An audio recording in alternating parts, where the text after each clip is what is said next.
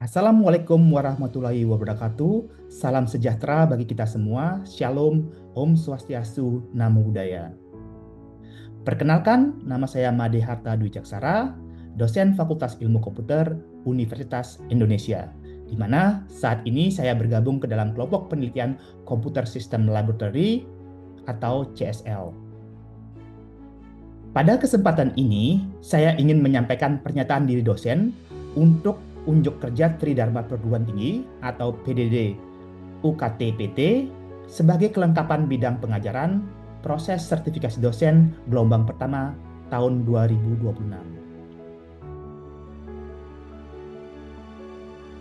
Pada video ini, saya akan menjelaskan mata kuliah yang saya ampu semenjak tahun 2024 hingga saat ini, yaitu Infrastruktur Teknologi Informasi. Mata kuliah Infrastruktur Teknologi Informasi merupakan salah satu mata kuliah wajib pada program studi Magister Teknologi Informasi Fakultas Ilmu Komputer Universitas Indonesia. Mata kuliah ini memberikan gambaran kepada mahasiswa tentang teknologi informasi sebagai infrastruktur dalam sebuah perusahaan. Melalui perkuliahan ini, berbagai komponen infrastruktur teknologi informasi akan didiskusikan meliputi infrastruktur jaringan, infrastruktur komputasi, infrastruktur penyimpanan data, dan mekanisme pengamanannya. Selanjutnya, akan dipelajari bagaimana komponen tersebut dapat digunakan untuk memenuhi kebutuhan teknologi informasi guna merancang arsitektur teknologi informasi pada suatu perusahaan atau instansi.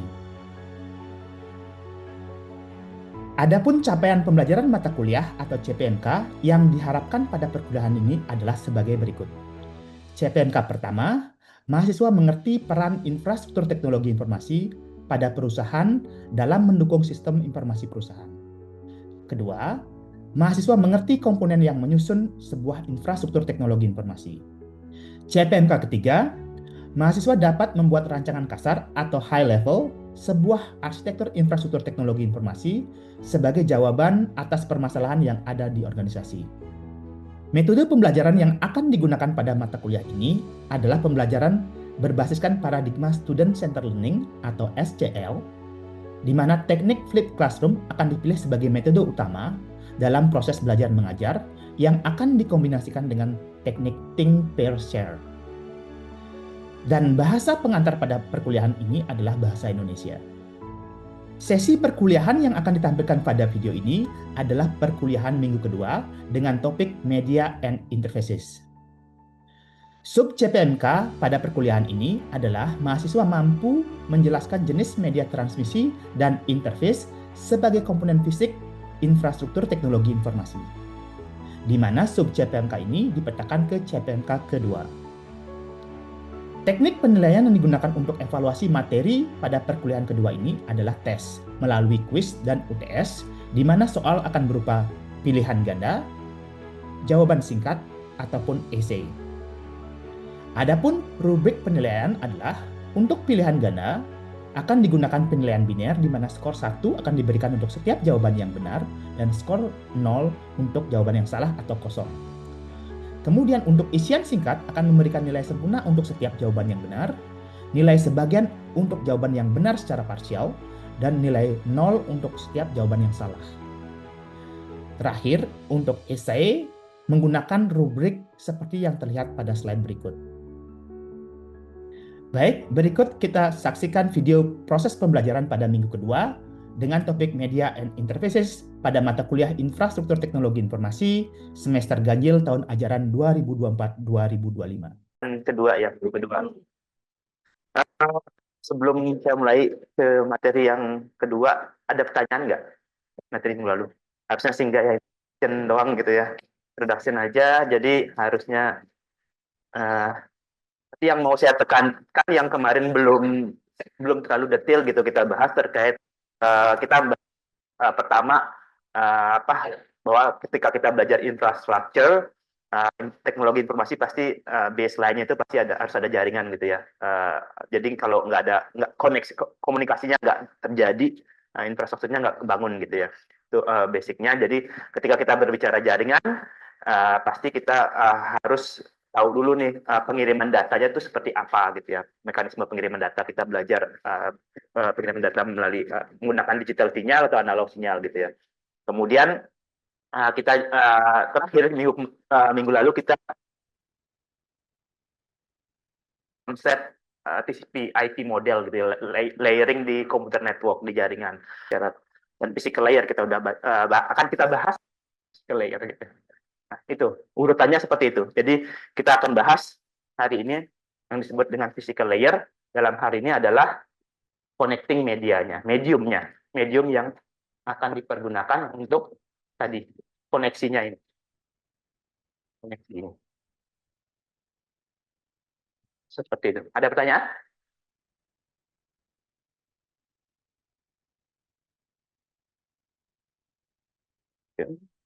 Oke. Kalau kita ngomong media, pasti maksudnya kalau saya yakin Bapak Ibu udah tahu gitu. Tapi saya di sini hanya mungkin ini ya, mengorganisasikan apa yang udah Bapak Ibu tahu gitu ya, biar lebih terorganisasi lah gitu ya.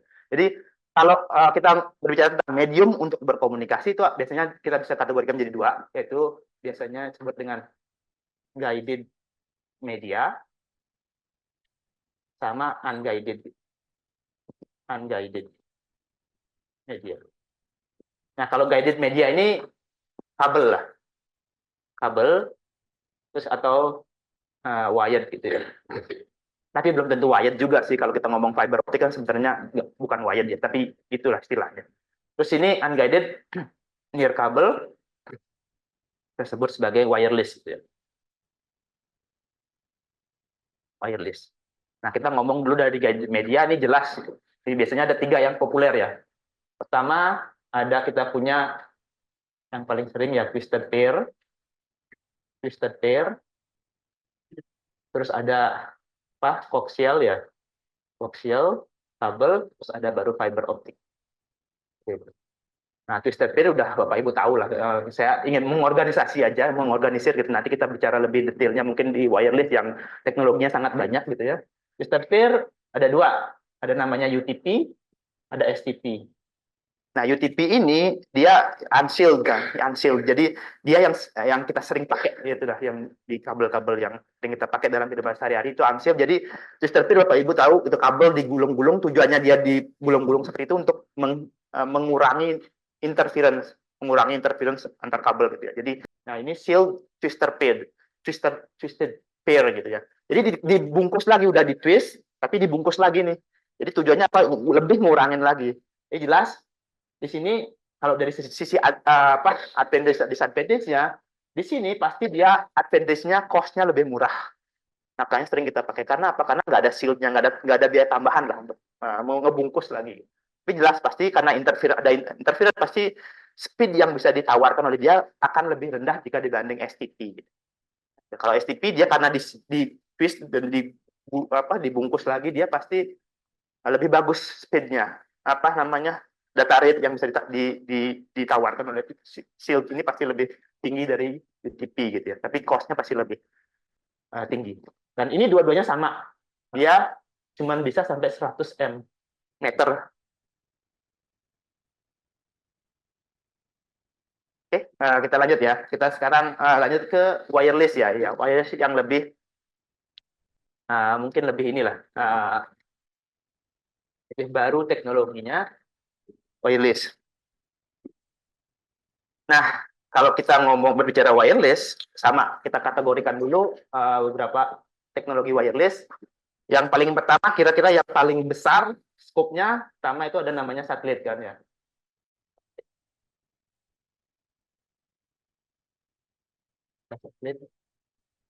Satelit. Yang kedua, biasanya kita ngomongnya sekarang belum teknologinya ya, masih kategorisasinya. Pertama ada satelit yang paling cakupannya luas seluruh dunia gitu ya. Nah, terus yang kedua ada namanya WAN.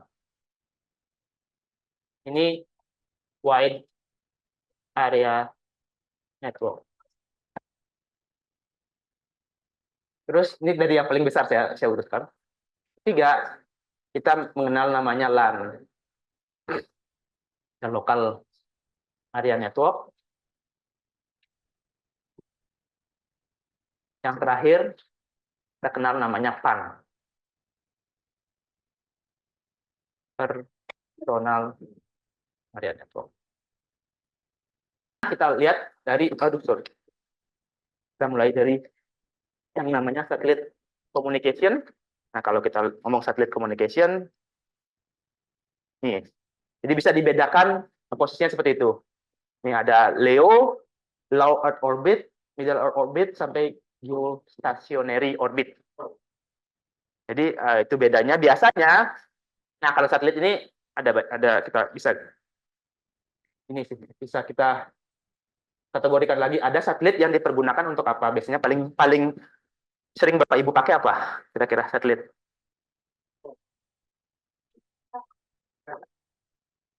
Apa? Untuk apa? Bapak Ibu sering setiap hari pakai kan? Map, navigation system kan ya? Navigation system. Navigation. Nah, di navigation ini ceritanya sedikit menarik ya. Karena navigation ini kan sebenarnya rentan banget urusannya dengan keamanan ya. Keamanan. Jadi yang paling sering kita pakai apa? Navigation system. Kita sebut-sebut GPS kan. Nah, Bapak Ibu pernah baca GPS itu sebenarnya nama teknologi, nama sistemnya itu punyanya US, Amerika. GPS teknologinya. Yang kedua, kira-kira apa? Yang juga menggunakan satelit. Nah, ini kalau navigation ini kalau kita lihat di sini. Nah, ini. Navigation itu masuknya di mana? Ini ya. Sorry, ini. MEO ya. MEO. Di middle. Nah, selanjutnya kita punya namanya untuk weather forecasting. Weather forecasting itu pakai satelit juga. Nah, ini weather forecasting dia di ini kayaknya di geo ya. Ya, di geostationary. Nah, bedanya apa ketika dia di sini dan di sini? Ini bedanya apa? Bedanya pasti jangkauannya. Nah, kalau Bapak Ibu bayangkan Bapak Ibu berada di sini aja gitu ya, memancarkan sinyal ke sini tuh sinyalnya sebenarnya kan gini. Sinyalnya enggak garis lurus gitu ya. Jadi seperti itu sinyalnya. Jadi otomatis jadi satelitnya jika ada di sini itu masih bisa nge-service Bapak Ibu gitu ya. Jadi jumlah satelitnya mungkin nggak perlu sebanyak ketika di sini gitu ya. Itu bedanya.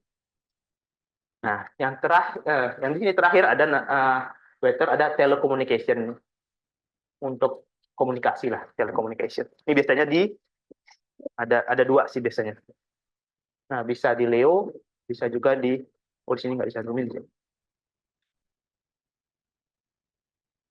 Iya sih, ini bisa di GEO juga sih untuk military. Oke, itu. Jadi ini yang contohnya di LEO ini yang sekarang paling sedang booming apa? Ya, Starlink.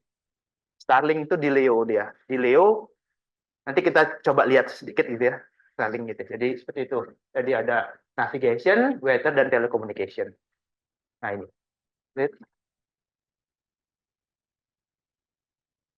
Nah ini geo, saya coba lihat ke. Nah ini Starlink. Starlink itu dia ininya ini karena dia di LEO, dia coveragenya harus karena ingin global coverage gitu ya. Dia harus harus kirim banyak sekali satelit keluar. Nah, sebelumnya ini sekarang kan dia udah pakai komunikasi namanya inter-satellite link ya. Jadi dia misalnya tadi kita di sini gitu ya, tapi server yang kita mau akses itu ada di US gitu ya. Itu masih bisa dulu itu masih kita kirim ke satelitnya dia at least di Indonesia punya server juga, punya server backbone-nya dia ada di Indonesia gitu. Jadi dikirim ke Indonesia dulu, dari Indonesia baru dikirim wired ke US gitu ya. Jadi dia harus install ground station-nya banyak kalau dulu. Nah, sekarang dia punya mekanisme komunikasi ISL, jadi antar satelitnya dia bisa berkomunikasi menggunakan laser. Menggunakan laser. Sekali lagi, laser itu frekuensinya tinggi, kenapa dia bisa dipakai ketika satelitnya ini jaraknya jauh? Karena dia di luar angkasa. Karena di luar angkasa dia, sekali lagi saya bilang, kalau di luar angkasa itu kita ngirim sinyal, kalau selama nggak ada objek di depannya yang membentur, dia kan travel terus sinyal itu. Karena dia free space dia sana, benar-benar tidak ada ini gitu. Nggak kayak di ini terestrial gitu, nggak kayak di bumi. Di bumi banyak noise-nya gitu ya, jadi sinyalnya pendek travelnya gitu. Nah, dia menggunakan laser communication, jadi sekarang dia kalau misalnya nggak ke US, nggak perlu lagi ngerut ke bumi dulu, jadi langsung aja kirim ke satelitnya dia lewat multi-hop communication gitu ya, di luar angkasa, sampai satelit mungkin yang pas server apa ngadep ke server yang kita tuju gitu. Jadi lebih efisien, dan laser communication ini sekali lagi karena dia di frekuensinya tinggi, band yang bisa dipakai itu besar. Jadi speednya tinggi banget ISL link ini. Ya. Gelombang itu yang komunikasi satelit itu yang gelombang elektromagnetik. Kalau di ruang hampa itu dia bisa menghantarkan gelombang elektrik dan kalau lampu itu bisa jadi penghantar cahaya, itu bisa jadi penghantar juga, tapi keluar angkasa nggak pakai gelombang cahaya gitu. Keluar angkasa gelombang cahaya, karena itu sekali lagi di terestrial ini, di atmosfer kita terabsorb. Atmosfer kita tuh menyerap cahaya itu bisa diserap oleh atmosfer itu. Jadi nggak sampai di strato apa gitu ya, strato ada atmosfer kan ada ininya kan ya. Itu di luar itu baru disebut ruang hampa gitu. Jadi kalau selama masih mengenai terestrial ini yang bawah ini itu pasti banyak terabsorb gitu. Nggak tahu sampai di atas tuh seberapa masifnya itu nggak tahu. Makanya nggak visible. Kalau ada film-film tuh Pak, trailer gitu, komunikasi dari bulan atau dari luar, dia pakai gelombang itu bisa pakai gelombang apa namanya, itu elektromagnetik pasti. Kenapa? Karena dia tujuannya sekali lagi bumi. Kalau udah masuk ke bumi itu pasti kalau nggak bisa susah gitu pakai, kecuali kita bisa kayak matahari gitu, powernya segitu besar, bikin energi yang segitu besar gitu ya, bisa nembus gitu. Itu kan karena matahari itu ultraviolet itu kan besar banget energinya, besar sekali energinya. Kecuali kita bisa bikin nge-generate sinyal dengan power sedemikian besar, susah. Kalau udah nyentuh bumi itu karena atmosfer ini itu sifatnya absorb ya. Seperti itu. Kecuali ya itu kalau tadi kayak gini, yang dia benar-benar di luar angkasa gitu, antar benda-benda di luar angkasa itu mungkin masih visible. Kalau udah nyentuh bumi itu udah susah kalau pakai visible light. Ada lagi ya? Kalau di ruang hampa itu kan apa namanya, tempatnya gelombang itu kan bisa jauh. Iya. Ada potensi untuk interference.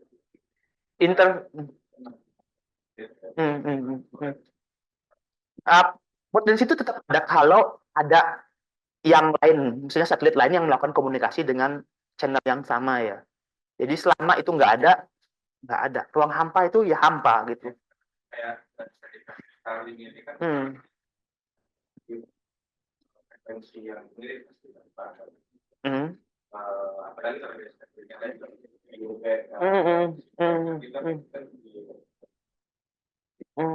apakah ada protokol tertentu atau regulasi tertentu sehingga untuk kembali kembali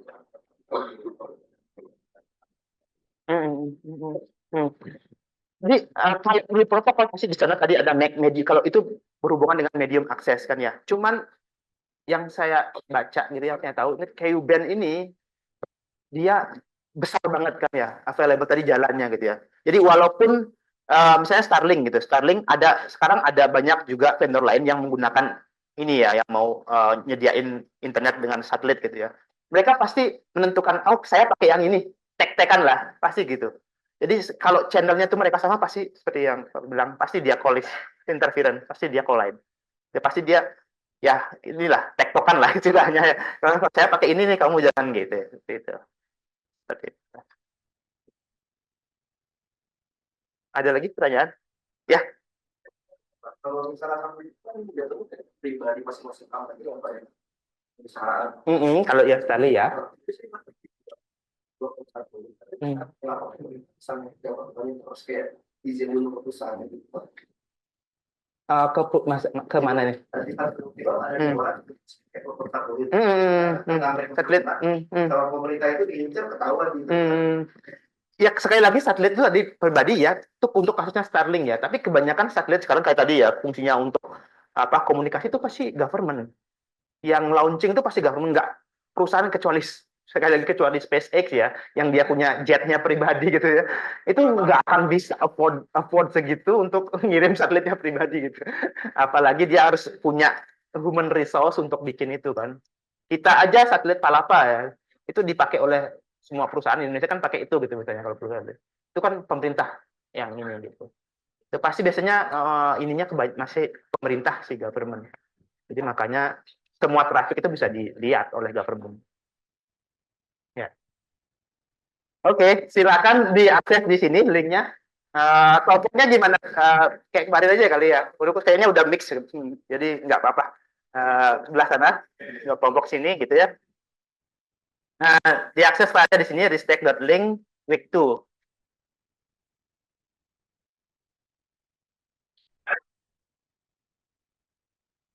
Link week 2. Seperti kemarin waktunya 40 menit ya, 40 menit 4:20. Aduh, nggak cukup ya, 4:24. 4:10 deh, 30 menit ya. 30 menit untuk berdiskusi dengan kelompok, nanti sisa 20 menit kita diskusikan. Jadi ya kasusnya Bapak Ibu harus memilih menentukan teknologi komunikasi yang akan dipakai pada infrastruktur ini gitu ya. Jadi pada sistem infrastruktur ini untuk area sininya nanti Bapak Ibu pilih apa teknologinya, sampai teknologi ya, artinya nggak hanya batas wide area network gitu, tapi wide area network apa seluruh misalnya gitu ya, atau local area network ataupun pakai kabel gitu misalnya, pakai kabelnya apa gitu misalnya. Terus teknologi di backbone-nya apa gitu ya, terus komunikasi di sininya apa. Itu kemudian ya tadi silakan diisi ininya.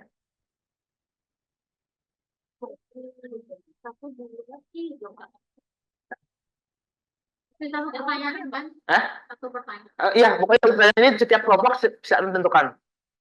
Oh, Pilih, enggak, setiap kelompok menjawab ini gitu. Oh. Address.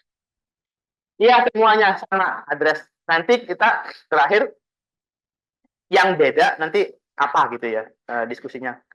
Jadi sekali lagi yang paling penting ketika menentukan teknologi ini adalah hal pertama paling penting itulah mengidentifikasi requirement. Jadi mengidentifikasi aplikasi apa sih yang running di sana, terus aplikasi itu apa sih kebutuhannya. Nah, itu yang paling penting. Nah, dari sana Bapak Ibu bisa menentukan komunikasinya apa, teknologi yang dipakai. Nah, ini saya berikan contoh wired dan wireless, tapi jangan terpaku dengan ini, tapi silakan. Tadi kita udah bahas mediumnya, ada guided, ada unguided gitu. Dari guided apa, unguided apa, itu silakan dipilih untuk tadi ya, untuk area komunikasi antar robot dan backbone-nya gitu. Ini bisa nggak ada jawaban benar dan salah di sini, tapi tergantung dari Bapak Ibu mengidentifikasi requirement-nya. Requirement dari aplikasi ini apa gitu ya, apa yang Bapak Ibu identifikasi itu akan menentukan nanti teknologinya. Tapi nanti pasti ininya benar nggak aplikasi itu requirement seperti ini, itu paling nanti.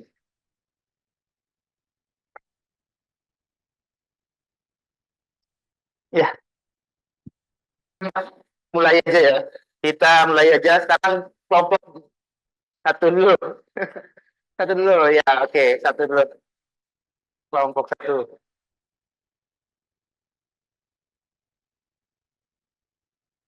Cek, cek. Silakan kelompok satu yang perwakilannya. Ya. Oh ya, terima kasih. Assalamualaikum warahmatullahi wabarakatuh. Kita dari kelompok satu sisi kanan. Sebelum kita jawab ini, kita bikin asumsi yang kedua. Kita mengasumsikan ini industrinya industri manufaktur yang kayak Astra Honda gitu ya Pak ya. Ini robotnya itu bukan robot yang buat microchip yang seperti itu. Nah, kita asumsikan pengiriman datanya mestinya nggak gede, mestinya di bawah 1 mega, jadi hitungannya kilobyte.